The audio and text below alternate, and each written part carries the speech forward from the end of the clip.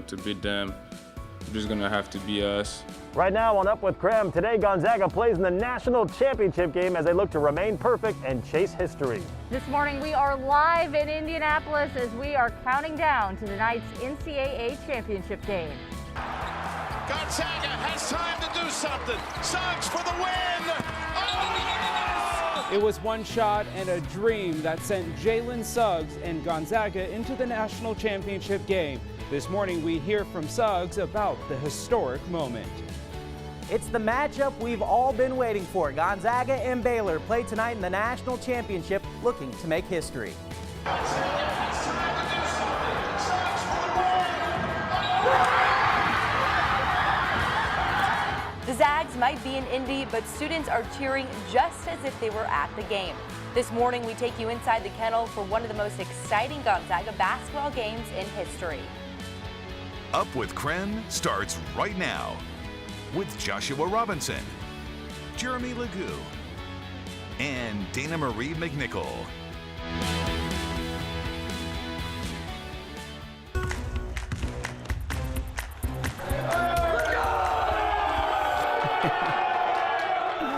Oh, look at them go. Let's see if we get few on his hands. All right, well, it is our team, our town, our time. There he goes. Gonzaga is headed to the national championships after making an almost half-court buzzer beater shot in overtime. The team uploaded this video of Jalen Suggs walking into the locker room to celebrate with his team. This is what everyone was talking about on Easter Sunday, and we're still talking about it today. Good morning, I'm Tim Pham alongside Karthik Venkatraman and our team live in downtown Indy, Brenna Green and Mark Hanrahan. Today, Gonzaga will take on Baylor for the national NCAA title right here on KREM 2. Yeah, this morning we have team coverage from Spokane all the way to Indianapolis. Good morning to everybody. We can't talk about the Zags without talking about the shot. Jalen Suggs, Jalen Suggs. The whole country's talking about Jalen Suggs. Mark and Brenna join us from Indianapolis now. How's it going? Yeah, you pretty much summed it up right there, Karthik. Still a lot of energy going on. Gonzaga's victory over UCLA 2 nights ago here at Lucas Oil behind us. My goodness, the world's still buzzing about Jalen Suggs' buzzer beater, but Gonzaga, hey, they're looking to move on. Yeah, they've got to put it in the rearview mirror, but that doesn't mean we have to. So we talked to Jalen Suggs after the game on Saturday. He said the moment was a dream come true. I don't know. I've always wanted to run up on the table and, you know, like Kobe and D Wade and go like that. And I mean, that's the first thing I did. But man, that's something that you practice, you know, on your mini hoop as a kid or in the gym, just messing around. And to be able to do that, it's crazy. Suggs' shot, as you might imagine, caught the attention of a lot of people, including Dwayne Wade. He tweet replied to Suggs, commenting, "I jumped on my kitchen table after you hit that shot, bro. My goodness." And when we're all still talking about Suggs and his amazing buzzer beater, the team, again, you know, looking to take care of business later on tonight here at Lucas Oil. When we talked to Coach Few yesterday, he said it was time for them to put that victory in their rearview mirror, look forward, and prepare for the biggest game in Gonzaga history. Yeah, and that game is just Gonzaga and Baylor. That game was actually supposed to happen during the regular season as well, but it got called off due to COVID issues on Gonzaga's squad the morning of. Sometimes things just work out. God always has a plan, and you know, as is usually the case, his plan is better than ours. So I think the way it turned out is probably the best scenario you could possibly imagine for college basketball in general, and even, heck, sports, you know, in America.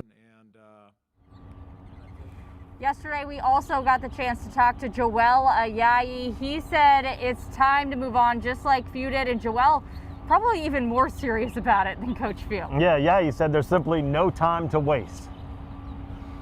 I think that, you know, those are the two most deserving teams in the past 2 years that are going to meet in the national championship game. And, you know, to beat them, we're just going to have to be us.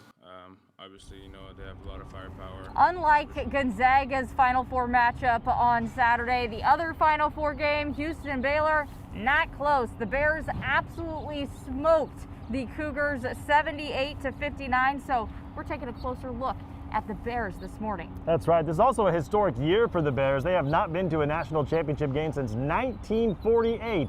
For more on that, I want to head back to the studio where Karthik Venkatraman is standing by with more on Baylor. Yeah, you guys keep talking about it. This is the matchup that everyone's been anticipating since that game got canceled back in December. You know, Baylor has a great defense, Gonzaga great defense. Both these teams have great offenses. Here's the 3 keys for what you need to know as we get ready for tonight. We start with Drew Timme. Zags fans might be disappointed that the Fu Manchu is gone, but they're certainly not disappointed with how the man has been playing. He's averaging 22 points per game so far in the NCAA tournament. According to ESPN Stats and Information, Timme has scored 82 points in the paint so far in the Big Dance. That's the most by a player since 2010. Timme has been a problem for opposing teams. Baylor has given up a fair amount of points in the paint in this tournament. Look at Arkansas, for example. They scored 40 points down low against the Bears. Nobody scores in the paint better than Gonzaga, though. There will be opportunities for Timme to shine again. Expanding on that, Gonzaga's offense, one of the best offensive in efficiency in the country, according to Ken Palm. Actually, they are the most efficient. Nobody scores more points per game than GU. They average about 92 points per game. They've scored less than 80 points in just 3 of their 31 contests this season. Baylor, however, has proven they can really shut down teams in stretches on defense. We've seen it in the tournament in games against Villanova, in games against Houston, where they've just really put the clamps down defensively. One guy to watch out for them is Davion Mitchell. He's a guard on that team. They call him Off Night because he gives the opposing players on the team that he's facing off nights. Consistently, he does that. We're going to see him a lot against Jalen Suggs tonight. That's going to be an interesting matchup. Suggs, of course, the driving force behind Gonzaga's offense. One last thing that you want to note here is that Baylor's three-point shooting is the best in the NCAA, shooting at 41.2%. They are really firing from three-point range. Only one team's really been able to stop them from there in the postseason so far. That's Villanova, and that's the only game that really Baylor was threatened to lose in this tournament. Now, GU has been pretty good at holding teams in check in the tournament from three-point range. However, they are coming off that game against UCLA in which the Bruins were just finding every single which shot they wanted, including from three-point range, and they were a good three-point shooting team too. So, Mark, Brenna, it's going to be a very interesting matchup for Gonzaga as they take on Baylor tonight. Indeed it will be, Karthik. I got the chance to talk with both Baylor and Gonzaga fans yesterday in downtown Indy. I think the best way to put it is they're both cautiously optimistic, but expecting a dogfight in this one. Tip-off is just about 12 hours from now. Yes, very, very exciting. The countdown officially on right now. And remember, there's only one place you can catch that championship matchup. It's right here on KREM 2 News. Our coverage starts at 4, tip-off at 6:20. You don't want to miss the most historic game of the most historic season in Gonzaga history. And Brenna and I will be live right here outside Lucas Oil Stadium after the game. You won't want to miss it right here on KREM 2. Back to you guys. And we want to know what you think about this game tonight. Will Gonzaga beat Baylor? Send over to Twitter. Let us know what you think. You can vote right now in my live poll. The number of you who are voting that Gonzaga is going to win is continuing to rise. 71.9% are saying yes, Gonzaga is going to win, but 28% are saying no. So there is a good chunk of you this morning are saying that Gonzaga doesn't have what it takes. But hey, that's okay. We all have our own opinion. Let me know what you think. 509-448-2000.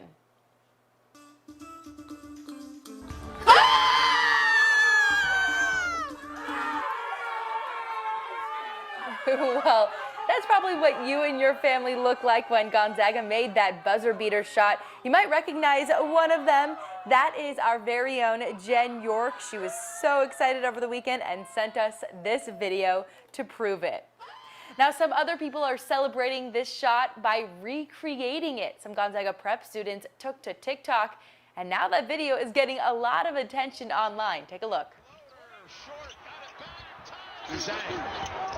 Again with the ball in his hands, in the paint, floater, short, got it back, ties it with 3. I don't know about you, but I think they did a pretty good job at nailing that recreation.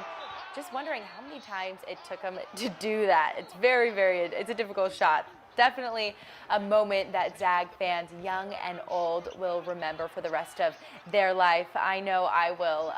Just chills, tears around me, screaming. Many of us probably are waking up this morning with a little bit of a raspy voice.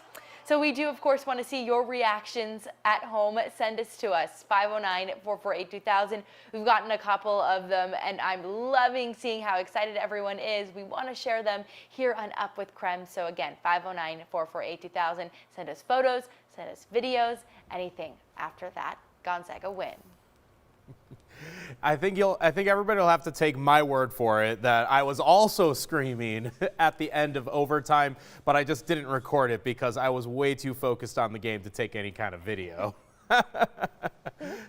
As for our forecast, things a little bit cool this morning, but you know, that's pretty much the normal for April. Our low temperatures will usually be down into the 30s, so that's common for us. Cold nights, but followed by some pretty warm days. Only a couple spots below the freezing mark this morning. That would be in Deer Park and Moscow, but we are hanging right at 33 in Spokane. Sun is up, but we got quite a bit of cloud cover at this moment. And the pavilion, you can actually see the reflection in the water there, all lit up in blue and red for our Bulldogs. That is going to be an awesome day today. 33 right now, as mentioned, but I don't think it's going to rain today. In fact, all that rain from yesterday on Easter Sunday is over Montana this morning, so we will be shaping up for a lot more sunshine later on this afternoon, just as soon as the clouds depart, which shouldn't take too much longer. Look for highs in the upper 50s for today, at least one day in the low 60s this week, but those cold mornings might lead to some cold precipitation, so I'll be timing out our next weather system coming up in just a few minutes.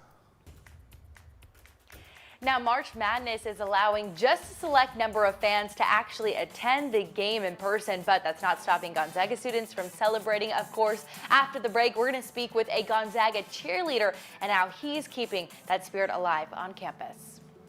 And 400 lucky Gonzaga students will be allowed inside the kennel for tonight's game. It will look a lot like it did on Saturday's game, so we'll show you more footage of the reaction from the kennel in just a few minutes. Stay with us.